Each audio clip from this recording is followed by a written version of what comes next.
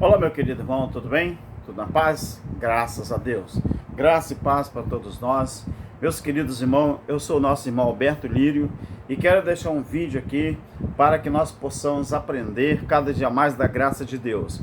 Estou muito feliz, estou muito agradecido ao meu Criador, porque as pessoas que estão visualizando o meu vídeo, eles estão fazendo comentários, mas pensa num povo educado.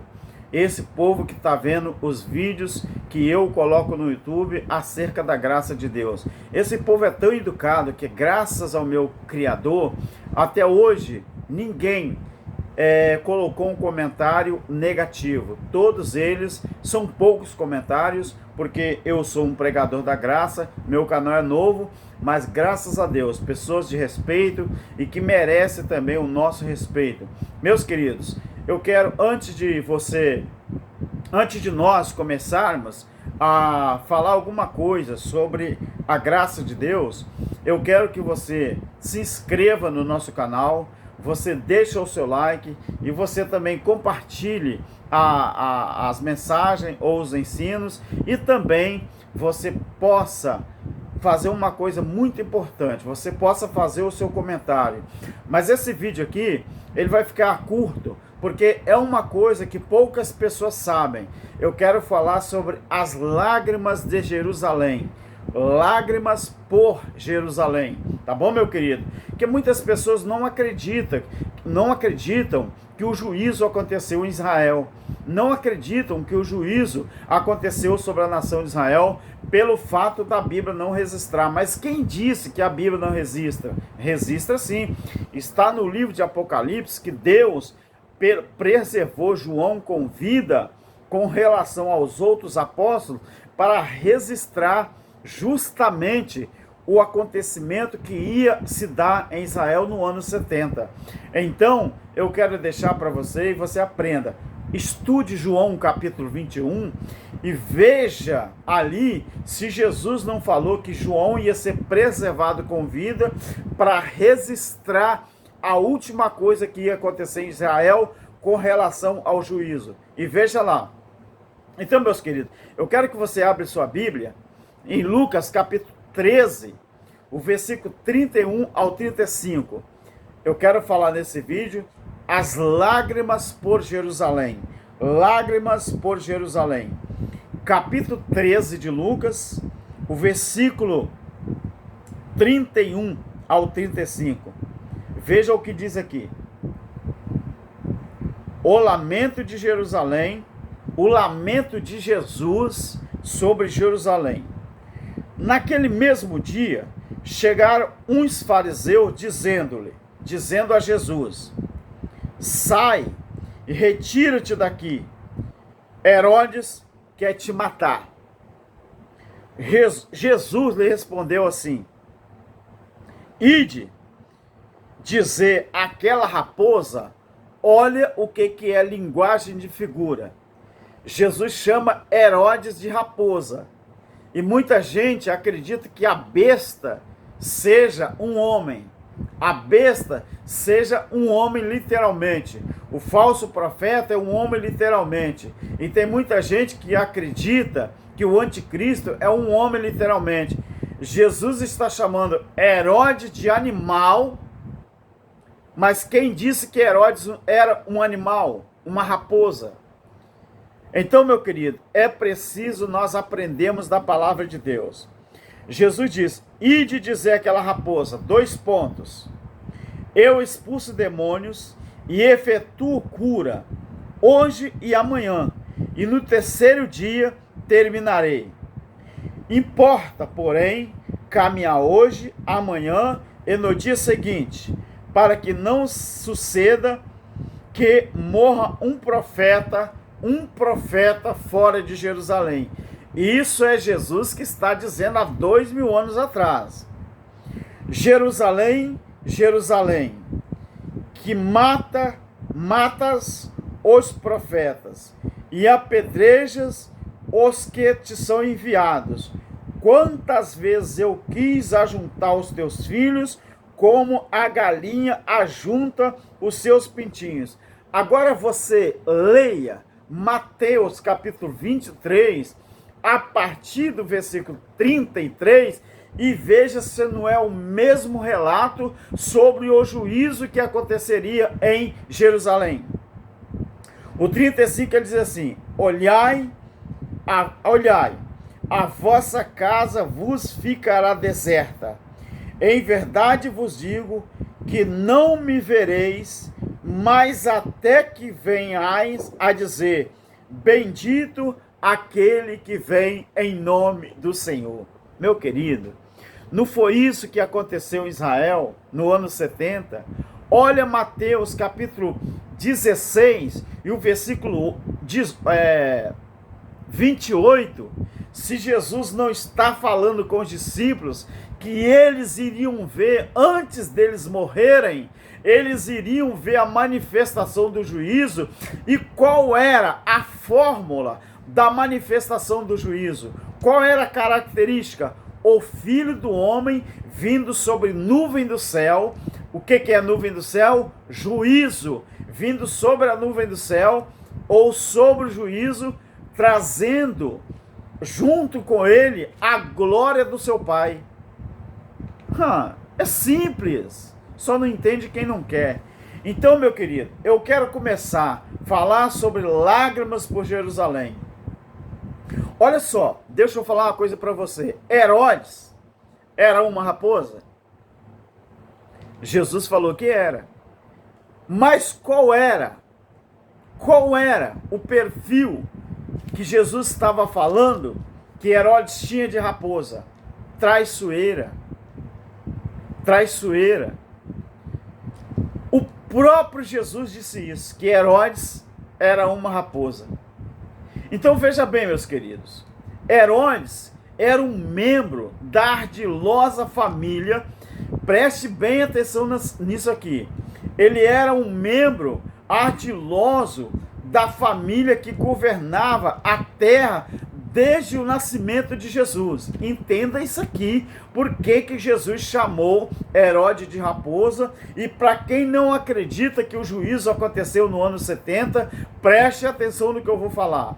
Então Herodes era um membro de uma ardilosa família que governava o mundo de então, desde a época de Jesus.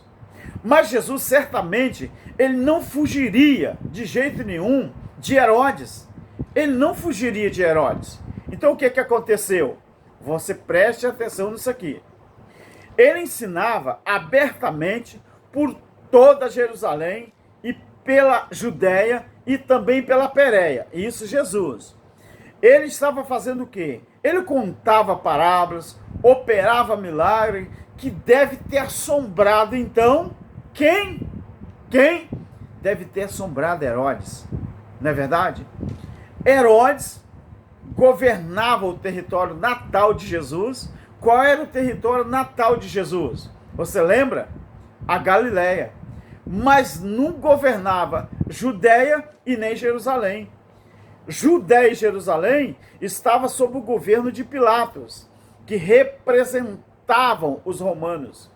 Então, quando você observa isso aqui, em poucos anos, olha só, em poucos anos, mas poucos anos mesmo, em poucos anos, os romanos destruiriam completamente Jerusalém.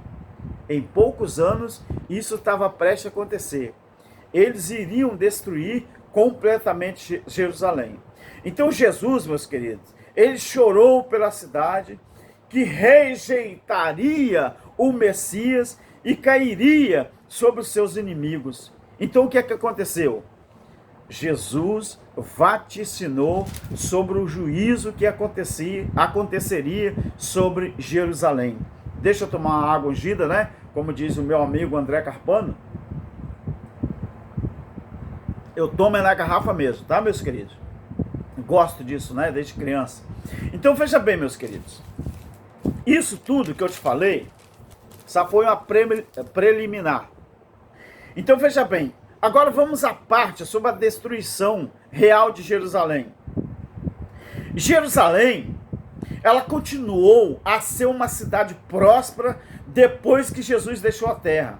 Então Herodes Agripa primeiro, né, o que ele fez? Ele deu início a muitos projetos de construção, indicando mais crescimento e atividade nesta cidade, Jerusalém. Então, o que nós vimos ali? Já que tinha se tornado importante aos olhos do mundo essa cidade, o cristianismo também tinha se espalhado rapidamente. Isso aí que você ouviu. Já que essa Jerusalém, como esse governador, ele tinha feito ela crescer muito as suas atividades, né? Mas cresceu muito mesmo. Então, o que aconteceu? O cristianismo também tinha se espalhado rapidamente, apesar da crescente perseguição. Você vai ver lá em Atos capítulo 21, o versículo 20. Vamos ver o que diz Atos capítulo 21, o versículo 20 aqui. Só para situar você. Atos capítulo 21, versículo 20. Versículo 20. Vamos ver o que diz aqui. Ouvindo eles isto, glorificaram a Deus e lhe disseram: bem vês, irmão, quantos milhares de judeus há que creem, e todos são zelosos da lei. Por que zelosos da lei? Porque ainda os pactos se cruzavam. A lei ainda imperava. Então veja bem, meus queridos, o cristianismo, ele se espalhou muito rapidamente, apesar, eu disse, da descrente perseguição. Muitos não acreditavam, mas era tão grande, estava crescendo muito a perseguição, mesmo muitos judeus se convertendo ao evangelho que era pregado naquela época, evangelho do reino, não é? Então, o que aconteceu? Vamos analisar uma coisa importante. Quando chegou no ano 66, depois de Cristo, nós chamamos de 66 DC, os judeus começaram a se revoltar contra o controle romano que estava imperando em Jerusalém e em Israel. Então o que aconteceu? Essa revolta, ela começou aproximadamente 30 anos depois que Jesus foi crucificado. Mais ou menos a data aproximada é essa. 30 anos depois que Jesus foi crucificado, então começou-se ao povo se revoltar lá em Jerusalém contra o domínio romano. Você vai ver isso que eu estou falando em Marcos 13, o versículo 2. Você vai ver que essa revolta, ela começou, então, essa predição que Jesus fez. Então, tudo está começando a fazer sentido. Eu disse para você. Então, como o povo não estava aceitando o domínio dos romanos sobre os judeus, eles começaram a criar, então, uma revolta. E essa predição que Jesus fez sobre a destruição de Jerusalém, ela estava prestes a cumprir. Vamos ver aqui em Marcos 13, o versículo 2, o que Jesus fala a esse respeito. Marcos capítulo 13 e o versículo 2. Vamos ver o que diz aqui. Marcos 13 e o versículo 2. Vamos observar aqui. 13, 2. Fala assim. Vou ler para entender o versículo 2. Saindo Jesus do templo, ele disse assim: disse-lhe um dos seus discípulos: mestre, olha que pedras, olha que edifício. Jesus respondeu: vê estes grandes edifícios? Não ficará pedra sobre pedra que não seja derrubada. Então veja bem, meus queridos, Jerusalém, tudo que Jesus predisse, ou a predição que ele fez sobre a queda de Jerusalém estava prestes a se cumprir. Então, durante 3 anos, os romanos tentaram, sem sucesso, sufocar a rebelião dos judeus em Jerusalém. Então, o que acontece? Vespasiano, que era o imperador romano, finalmente ele se enfureceu e enviou Tito, seu filho, que também era general romano, para esmagar essa rebelião. Qual rebelião? A rebelião que os judeus fizeram contra o Império Romano, ou contra o governo romano. Então Jerusalém era uma cidade difícil de ser atacada. Por quê? Essa cidade, ela era muito difícil de se atacar ela. Por quê? Porque elas tinham os muros muito fortificados e a localização dessa cidade, ela era estratégica. Ela foi construída em cima de um monte. Então Tito e suas legiões romanas começaram atacando os muros da cidade pelo norte. Então o que os judeus fizeram? Os judeus estavam preparados e atiraram grandes pedras, mas muita pedra mesmo. Eles começaram a atirar pedras. Como? De que maneira? Que os judeus começaram então a atirar pedra. Então essas pedras eram atiradas das ameias. Quer dizer, o combate violento durou 2 semanas. Esse combate, pedra para lá, pedra para cá, pedra para lá e pedra para cá. Agora veja bem, irmãos queridos. Até que finalmente os romanos conseguiram derrubar o muro do norte dessa cidade. Mas os 80.000 soldados romanos da época, que Tito tinha ao se dispor, não puderam entrar na cidade e foram expulsos. Você acredita nisso? Foram expulsos. Isso é para você começar a entender que o juízo houve sim em Israel e aconteceu no ano 70. Então o que Tito faz? Tito agora, ele percebia que Jerusalém, ela não seria tomada pela força, mas ele teve uma outra ideia. Olha só o que Tito fez. Ele teve uma outra ideia. O que ele fez então? Vamos observar que ele foi um cara muito estratégico. Então, quer dizer, a ideia que ele teve, ele ordenou então que os seus soldados não permitissem que ninguém entrasse e nem saísse de Jerusalém. Olha a estratégia que Tito colocou em prática. Durante esse tempo, ele permitiu que ninguém entrasse e que nem saísse de Jerusalém.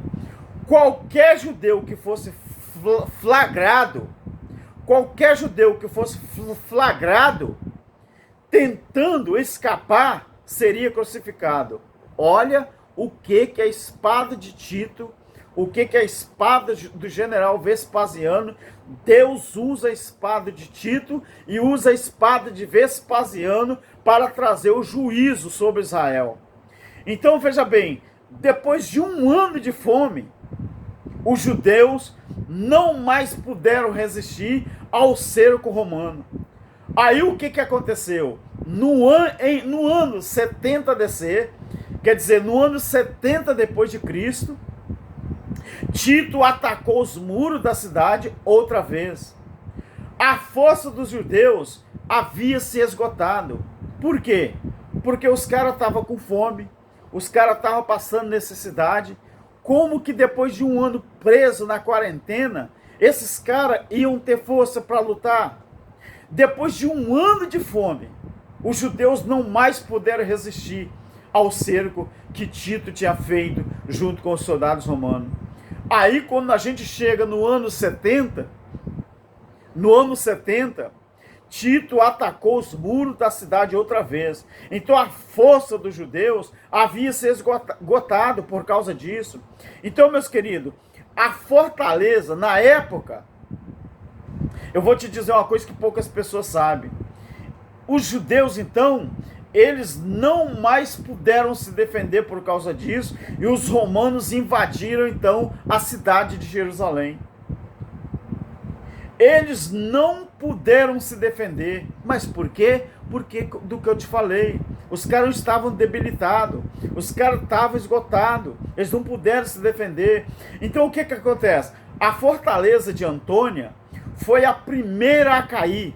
Muitos dos judeus fugiram para o templo, mas não puderam defender o templo. Então o que aconteceu?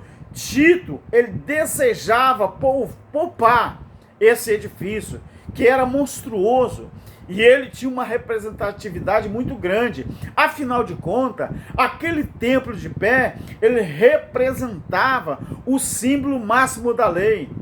Como todas as empresas têm um logotipo, a religião tem um logotipo, as denominações têm logotipo, as grandes indústrias têm logotipo, até mesmo, né, vamos dizer assim, se eu crio um canal no YouTube, às vezes se eu quiser colocar lá um logotipo da minha marca, eu coloco.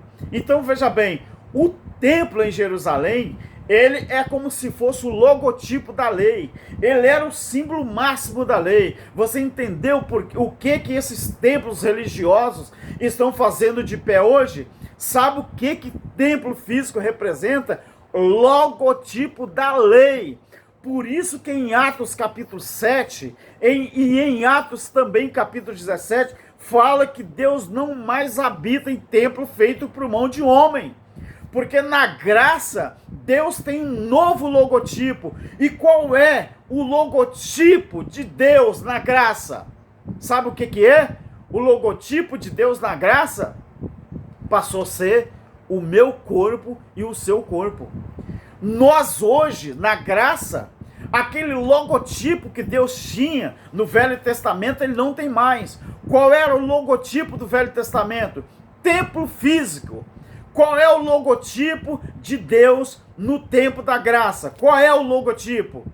O corpo espiritual.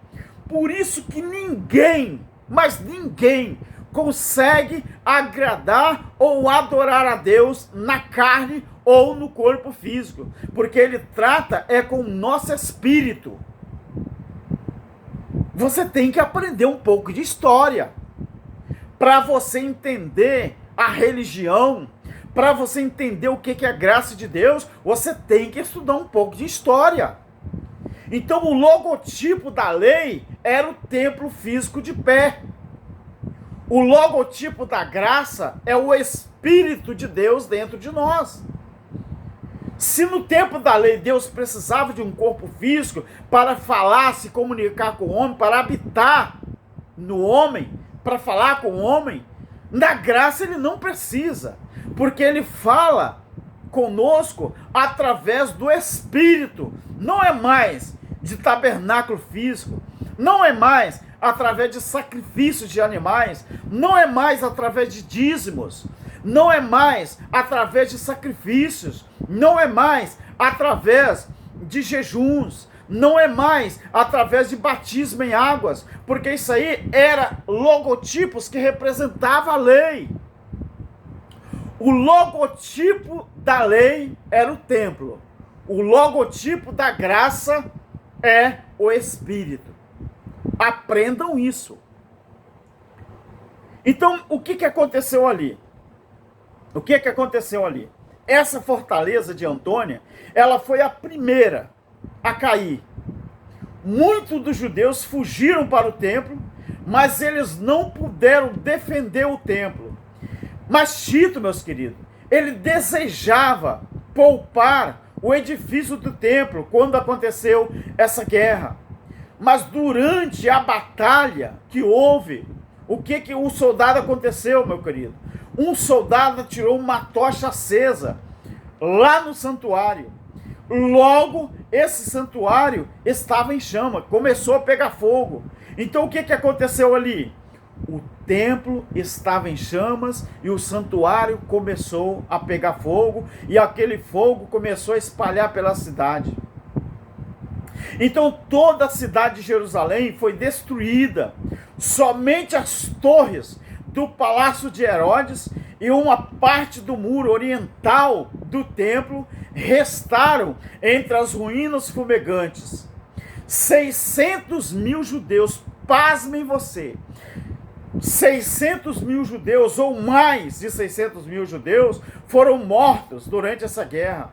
Os sobreviventes, eles foram levados para Roma, para trabalhar como escravos, ou para ser atirados para os animais.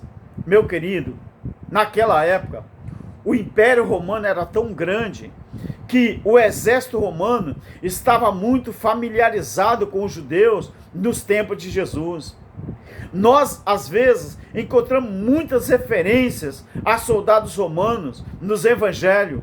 E Paulo, por exemplo, ele usa muitos exemplos da vida militar, como nós vemos em Efésios capítulo 6, por exemplo, o versículo 13 ao 17, lá em Colossenses também, capítulo 2, versículo 15, em 2 Timóteo também, o capítulo 2, o versículo 3 e o 4, se você observar. Então a principal base do exército romano, meus queridos, era a Palestina. A principal base, né, do exército, os soldados romanos, vamos dizer assim, que era mesmo. Então a principal base desse exército romano na Palestina era Cesareia. Embora também houvesse uma guarnição muito grande em Jerusalém, na fortaleza de Antônia, os judeus, eles eram dispensados do serviço militar. Mas por que os judeus eram dispensados do serviço militar? Porque o exército romano, na Judéia, ele consistia principalmente de italianos e sírios. Às vezes, quando a gente estuda a história, irmãos, porque faz parte a gente estudar a história, aí a gente aprende melhor a questão bíblica. Agora, se você quiser entender só a Bíblia, sem estudar a história, fica meio complicado, porque o que está na Bíblia foi usado muita cultura judaica, foi usada a cultura romana. Então, para você entender pontos e parágrafos, capítulos, versículos, passagens, você precisa estudar a história também. No exército romano, meus queridos, cada legião romana, ela consistia de cerca de 6.000 homens. Cada legião romana, às vezes, ela consistia de mais de 6.000 homens, comandados por um legado. Então, o que fazia essa legião? A legião, meus, ela era dividida em 10 divisões. Só para você ter uma ideia do poder bélico que os soldados romanos usaram contra Jerusalém. Então, às vezes, essa legião, ela era dividida em 10 divisões, ou cortes, que era a mesma coisa. Legião e cortes era a mesma coisa, e era dividida. Então, quer dizer, cada corte ou cada legião, daquilo que era dividido, era às vezes de 600 homens, cada comandado, cada legião dessa era comandada por um tribuno. Lembra aquele tribuno que foi encontrar com Jesus? Esse tribuno militar, ele é que comandava muitas vezes essa corte, né? Ou essa milícia. Hoje, no sentido popular, né, nas grandes cidades, chama-se milícia. O que é uma milícia? É uma corte. O que é uma corte? É uma divisão. Então, a divisão, por sua vez, dessa corte, dessa milícia, ela era dividida em 3 unidades, que eram chamadas de tropas. Então, cada uma dessas divisões, então, era separada em duas centúrias. O que era uma centúria na época de Jesus e na época do soldado romano? Então, cada um dessa divisão, cada uma dessa corte, ela era dividida em 2 centúrias. Cada uma delas era comandada por um centurião. Então, durante os tempos de Jesus, para você que não sabe, estavam baseados, vamos dizer assim, na região. Estavam baseados, o que eu quero dizer, irmãos, era a base aonde ficava. Estava baseado, o que eu quero dizer, é aonde se encontrava, aonde estavam essas bases. Estava na região 4 legiões que ficavam ali. Essa região, ela continha, então, 4 legiões chamadas de bases. Então o que que acontecia? A terceira, a sexta, a 10ª e a 12ª, além da infantaria, além do mais, tinha infantaria. E essa infantaria, cada uma legião, ela tinha a sua corte de soldados especialistas e engenheiros. Se você estudar um pouquinho sobre as Forças Armadas no nosso país, você vai aprender tudo isso que eu estou falando. Você vai aprender o que é uma legião, o que é uma centúria, né? Você vai aprender tudo que eu estou falando. Você vai aprender sobre base, estratégias de guerra. Lembre de Efésios 6? Ali fala um pouco sobre o que foi escrito em Efésios 6, foi baseado no exército romano, meus queridos, tá bom? Foi baseado no exército romano. Quando você estuda um pouquinho sobre estratégia de guerra, aí você compreende Efésios 6. Então, meus queridos, veja bem, esses engenheiros, esses especialistas, continha ali arqueiros, continha ali cavaleiros, continha médico. Então cada centúria também tinha os seus trombeteiros, aquele que tocava as trombetas, aqueles que fazia a ordenância para o porta-estandarte. E às vezes você vê no livro de Apocalipse repleto de trombetas. E às vezes você não entende que aquelas trombetas são figuras de linguagens ou linguagem de figuras. Para quê? Para que serve uma trombeta ou um tocador de trombeta no exército romano? Serve para quê? Serve para dar ordenanças. Entendeu, meu querido? Com o som de uma trombeta que o trombeteiro toca, os soldados entendem o que aquele som quer dizer. É assim que funciona. A trombeta e o trombeteiro no exército, numa milícia, numa legião, numa centúria. Entendeu, meus queridos? Então, meus queridos, o que eu gostaria que você entendesse é que o juízo aconteceu. Mas existe mais detalhes sobre a guerra. Se você observar o livro de Flávio Joséfo, chamado A História dos Hebreus, lá está repleto de situações, porque aquele livro de Flávio Joséfo, deixa eu ver se eu me lembro aqui, se não me falha a memória, ele começa contando a história desde a chamada de Abraão até a destruição do templo em Jerusalém. Me parece que é isso. Então pesquisa, estude, porque é muito bom. E alguma coisa que eu te lembrei, eu falei nesse vídeo. Mas estude mais sobre o assunto.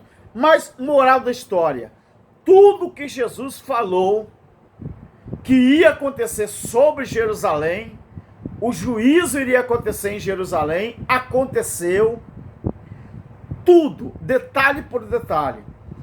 Então não fique esperando manifestação de Jesus fisicamente. Você que desconhece a história, pregaram para você e anunciaram para você que Jesus vai vir com um corpo físico e se manifestar para todo olho ver, todo olho vai ver, meus queridos. Não é Jesus literalmente. Todo olho veria no ano 70, era a manifestação do Filho do Homem. Não era o Filho do Homem físico. Vem cá, se Deus é Espírito, se o Filho é Espírito, ele era carne, enquanto ele se fez carne e habitou entre nós. Mas depois que ele ressuscita, o seu corpo é glorificado, ele volta para a eternidade, o corpo dele não é mais carne e sangue, o corpo dele é espírito. Então a manifestação no juízo foi aquilo que aconteceu no ano 70 DC, em Jerusalém. Tá bom, meus queridos? Daqui uns dias eu trago mais um vídeo para complementar esse vídeo de hoje. Mas por enquanto fique na graça, tá bom? Paz e graça para você e saia do sistema religioso. Nós não lutamos contra a Igreja de Cristo, não. A Igreja de Cristo, ela é o corpo de Cristo. Igreja de Cristo não é denominação, não é religião, não é templo físico, não é ministério pastoral, não é ministério dos homens, não é ministério dos anjos, não é ministério físico, ele é ministério espiritual chamado de graça de Deus. Fica na paz, graça e paz para você, e não se esqueça, ajude ao crescimento deste canal, com você se inscrevendo, você deixando o seu like, você fazendo o seu comentário, e você também fazendo, sabe o quê? Compartilhando. Curtir o vídeo é deixar like. Curtir o vídeo é deixar like. Então, toda vez que você for visualizar, não se esqueça. Uma das primeiras coisas que você faz é deixar o seu like. Tá bom? Graça e paz para você, meu querido. E fica na paz. Amém.